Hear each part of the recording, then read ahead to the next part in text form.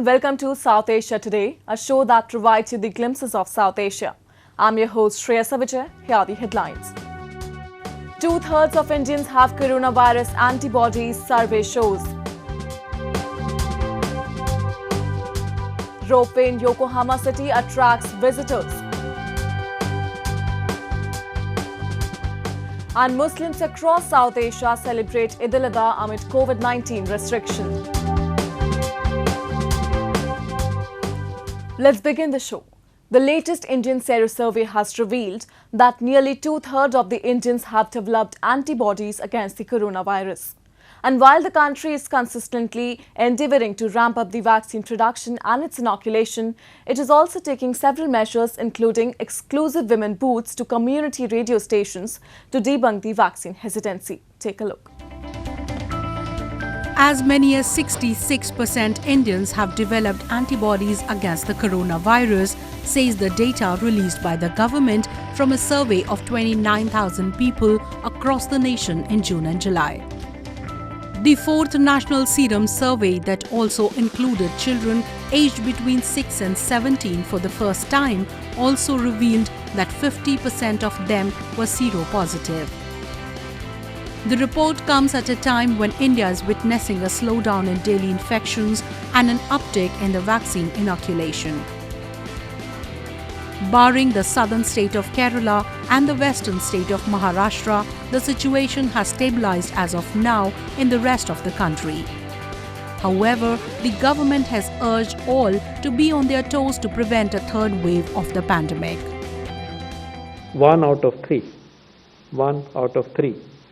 Wherever you are, out of 3 of you, 1 is still vulnerable, and therefore the pandemic is in no way over. Second wave is still persisting. The danger of new outbreaks is very much there. The country of over 1.3 billion people with 944 million to be vaccinated, the vaccine hesitancy was also a challenge for the government. Several education campaigns coupled with incentives have managed to convince a number of them to join the pro-vaccination fold. The government is also setting up a system where the conventional Indian women do not hesitate to get the jab. A pink booth in the northern Jammu and Kashmir is on those lines. Individuals too have joined in the fight to keep the pandemic at bay. A community radio station in India's northern Haryana state is working to debunk coronavirus misinformation and ease concerns about vaccination over its airwaves. The station has brought in experts, doctors and COVID-19 survivors to help people better understand the dangers of the virus. लोगों को पता नहीं था किस तरीके से lockdown होगा, ये बीमारी क्या है, क्या कोरोना है, लेकिन उसमें हमने जो एक्सपर्ट्स हैं, डॉक्टर्स हैं, उनको अपने रेडियो तक लेकर आए और लोगों तक इन्फॉर्मेशन हम बार बार पहुंचाए थे कि आप कैसे बचाव करेंगे, क्या ये बीमारी है, क्या इसके लक्षण हैं। और उसके बाद जब वैक्सीन आ गई तो लोगों को बहुत सारी वैक्सीन को लेकर भी लोगों के मन में भय था कि अगर हम वैक्सीन लगवाएंगे तो बांझ हो जाएंगे, बच्चे नहीं होंगे आगे चल के, वैक्सीन लगवाए तो धीरे धीरे आप मर जाएंगे। जो इस तरीके की बातें निकल गई थी, जो सोशल मीडिया पर आम रही है हर तरीके की अफवाहें, तो रेडियो में बात ने हर सवाल को नोट किया। India aims to inoculate its entire adult population by December end this year and has so far administered over 420 million doses, highest by any democratic country where the data has been shared transparently. The security situation in Afghanistan is not just worsening, it is collapsing. While the Afghan National Army has barely put up fight, the Taliban are capturing large swathes of territories at an unprecedented pace.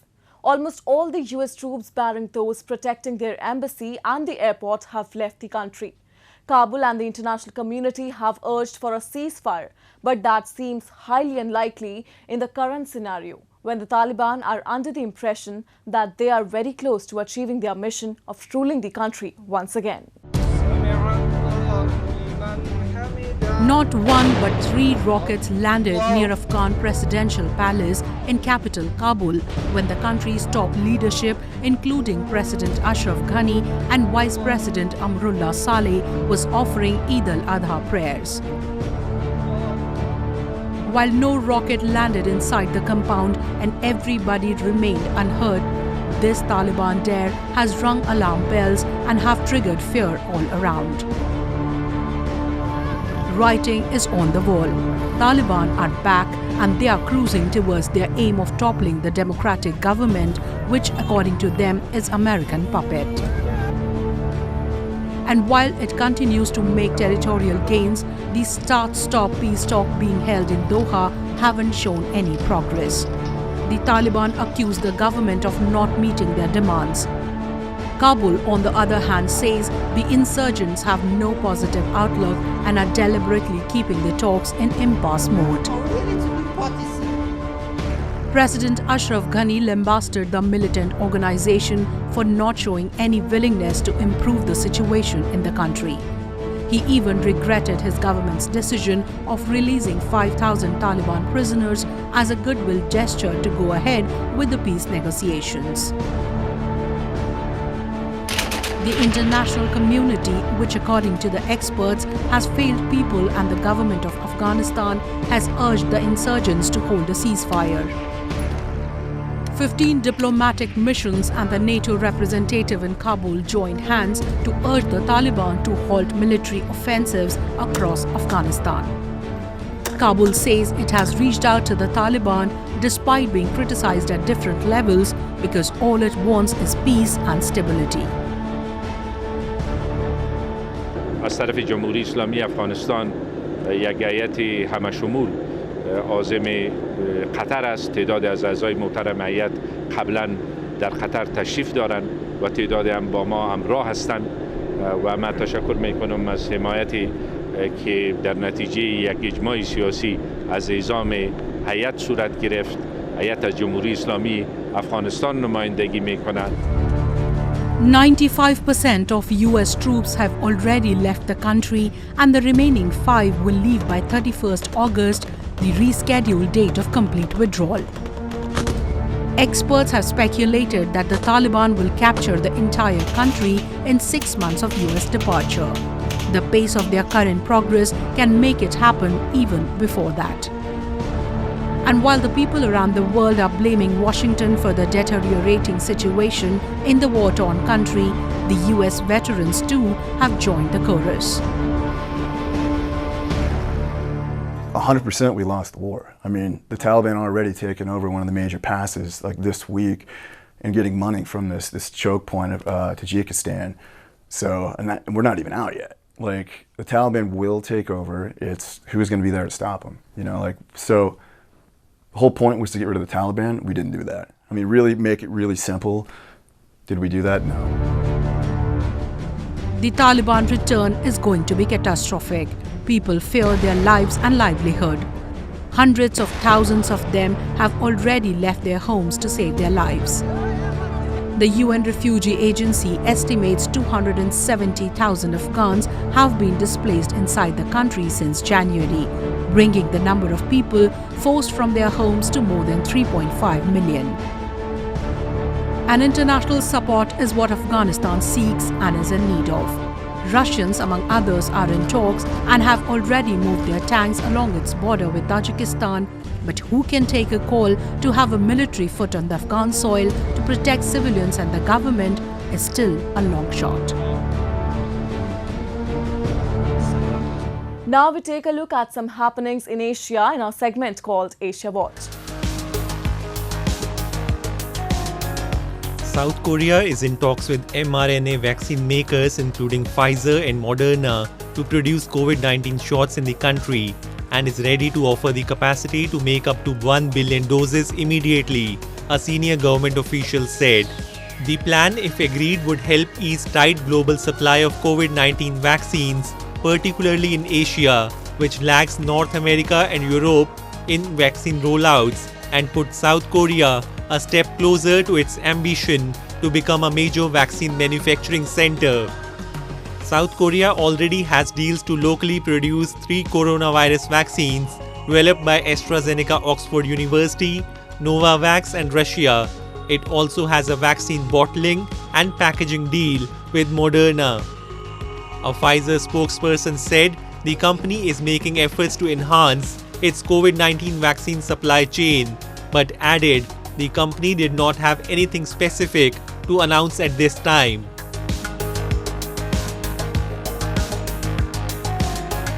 Nepal rolled out Johnson & Johnson's single-shot vaccine on July 19, starting with the more vulnerable population. The US donated about 1.5 million vaccines to Nepal earlier this month through COVAX, an international vaccine sharing scheme. Vulnerable population between the age of 50 and 54 years, that includes differently abled people, refugees and sanitation workers, are being inoculated in Nepal with the single-shot vaccine from 19 to 21st of July. The Johnson & Johnson vaccine is the third one to be approved for inoculation in the country after AstraZeneca's Covishield and Chinese Verocell.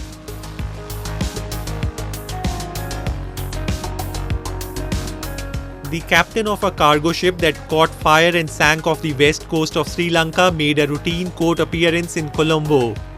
Stuart Carlo Whitley, the Russian captain, is among 15 people, including the chief engineer and deputy chief engineer, named as the accused by the government in the case over environmental damage done by the ship. Whitley had previously been released on bail and banned from leaving the country.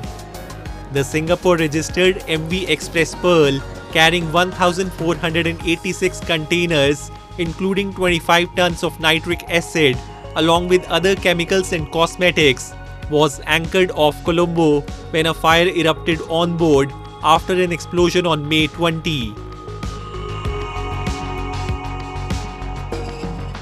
Moving on to Japan. The country is a paradise for tourists from across the world who come here to both immerse in its natural beauty and experience the thrill of adventure activities. Recently, Japan's Yokohama city unveiled its first ropeway, which became an instant delight for both the locals and the visitors. Another intriguing destination for the tourists was Tokyo's Okutama town, which stole the hearts of nature lovers by its surreal views where tourists doped in colors of nature. Let's have a look. Yokohama is a beautiful city that attracts visitors from around the world.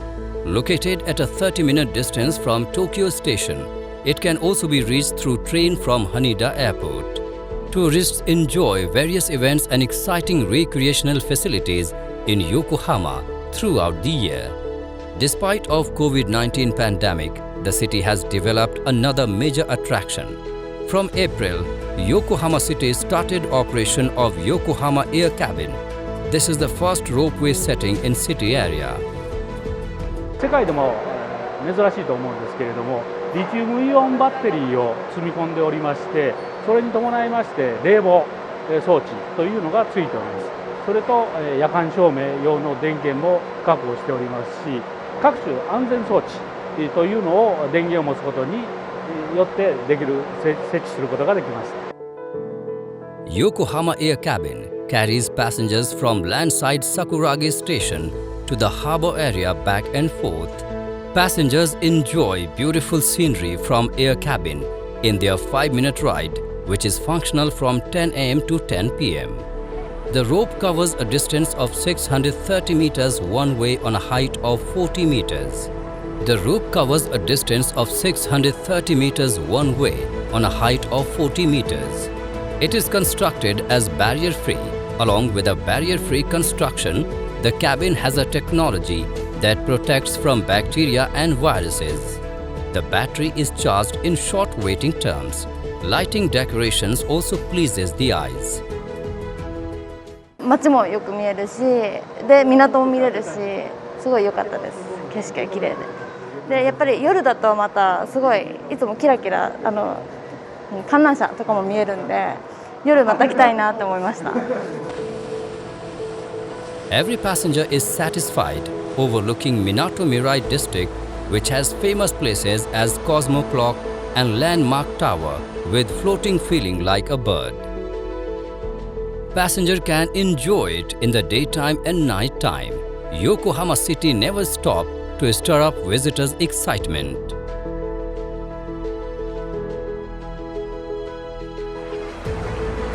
Okutama town is located at the northwestern tip of Tokyo. It is a popular tourist destination known as the backyard of Tokyo. A 90-minute ride on the train from Shinjuku station, many visitors come here to enjoy a number of adventure sports like kayaking, rafting and hiking. Along the river, there are many resting stops like restaurants, shops and cafes offering light meal and refreshment. 東京都内からだいたい1時間から1時間半ぐらいでの場所でございまして、東京の西の外れですね。ご覧の通りこういった緑に囲まれた非常にいい場所でございます。やはりこの多摩川のね、奥多摩の自然に囲まれた水のいい場所でございまして、この水がお酒造りには大変重要なポイントなんですね。The area has many water sources like Lake Okutama, which is a source of water supply for Tokyo, providing a total of 180 million tons of water, of which about 20% of the water is used by the citizens of Tokyo. 緊急事態宣言がもう3度目ですかね、結構あるので行動が制限されますけど、都内でなかなかこういう渓谷の緑と水が楽しめるところは少ないので貴重ですね。時々来させてもらってます。In the clear water, the reflection of the trees and the surrounding mountains could be seen. People bring their kids to enjoy water activities or chose to walk along the river to have a relaxing experience.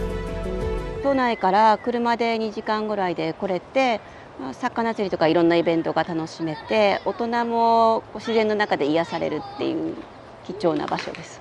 近所の公園ですとか、あとはうちの場合は結構自転車で行ける範囲の公園を練り歩いてそこを散策したりとか、近所の川でザリガニ釣りをしたりとか、そういうふうに楽しんでます。Okutama has a vast area of 225.53 square kilometers, which is 1/10 of Tokyo, and is mostly separated by mountains. It is the perfect destination for family and tourists to have a relaxing experience in the lap of nature.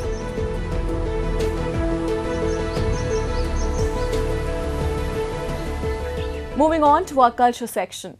Muslims around South Asia and the world celebrated Eid al-Adha, a major Islamic festival marked by mass congregations and feasting.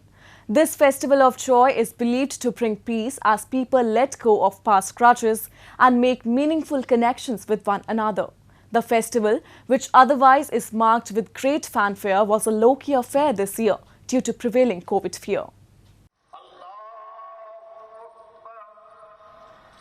The festival of Eid al-Adha brings along with it teachings of sacrifice, love, dedication and belief. As part of the celebrations, people dress up in new clothes and head out of their homes early in the morning to offer prayers, sacrifice an animal, usually a goat or a sheep, and feast with family and friends. In India's capital, New Delhi, devotees prayed at the iconic Jama Masjid, Asia's largest mosque, on the occasion. To prevent overcrowding, entry was restricted at the mosque and only people living in the mosque complex were allowed to offer prayers. जामे मस्जिद जो पूरी तरह भरी रहती थी, बाहर भी हज़ारों लोग हुआ करते थे। हमने भी यही तय किया कि हमें भी इसको एहतियात रखनी है और एक मिसाल पेश करनी है और दूसरों को मैसेज भी देना है कि जामे मस्जिद को आम नमाजियों के लिए बंद रखकर सिर्फ वही लोग नमाज अदा करें जो जामे मस्जिद में रहते हैं, जामे मस्जिद कम्प्लेक्स में। तो आज भी यहाँ तकरीबन 15-20 लोगों ने ही ईद उल अज़हा की नमाज अदा की। Pakistan's Karachi city was soaked in festive spirits as the city celebrated the festival with grandeur. People celebrated the festival with mass prayers, animal sacrifice and exchange of greetings. With the spread of the coronavirus Delta variant reaching alarming levels in Asia, congregations at mosque and prayer grounds were asked to strictly follow COVID-19 protocols. इस्लाम में तो इंसान को डर खौफ रखना ही नहीं चाहिए, लेकिन कोरोना की हिफाजती तदाबीर हैं उसको अमल करना चाहिए, मास्क लगा के रखना चाहिए, सैनिटाइज़र वगैरह रखना चाहिए। अभी जिस तरह बता रहा है कि मुल्की हालात में कोरोना की चौथी लहर बहुत तेज़ी से आ रही है, तो लोग काफ़ी अमवात हो रही हैं, तो बेहतर है कि आप अपने घर में रहें, अपने बच्चों को और अपने घर में सेफ्टी इख्तियार करें, मास्क वगैरह पहन, अगर बाहर जाएँ तो मास्क वगैरह पहन के जाएँ, सैनिटाइज़र इस्तेमाल करें। और बाकी ये है कि आवाम को हुकूमत का साथ देना चाहिए इस मामले में। हर वक्त जो है इंसान को कोई रिस्क नहीं लेना चाहिए, क्योंकि ज़िंदगी जो मौत वो अल्लाह ताला के हाथ में है, लेकिन आपको सेफ्टी भी रखनी चाहिए। In Bangladesh, a large number of people travel to their hometowns and native villages to celebrate Eid al-Adha. Authorities in Bangladesh hit a pause on the lockdown measures to facilitate people travelling home to celebrate the festival. Meanwhile, India and Bangladesh border forces exchanged sweets in India's eastern border town of Fulbari in West Bengal state as they followed the tradition of presenting each other with sweets on key festivals. आज के दिन ईद का त्यौहार है, Eid festival है, उस पर हम लोगों ने बांग्लादेश बॉर्डर गार्डिंग फोर्स को मिठाई दे करके पूरे बीजीबी को और बांग्लादेशियों को शुभकामनाएं दी है। According to religious beliefs, the festival also coincides with the anniversary of the day when the Quran was declared complete, and therefore many Muslims undertake Hajj, an important annual Islamic pilgrimage to the holy city of Mecca in Saudi Arabia. It's time for me to wrap up today's episode. We will be back next week at the same time. This is Shreya Vijay signing off on the behalf of entire production team of South Asia Today. Goodbye and take care.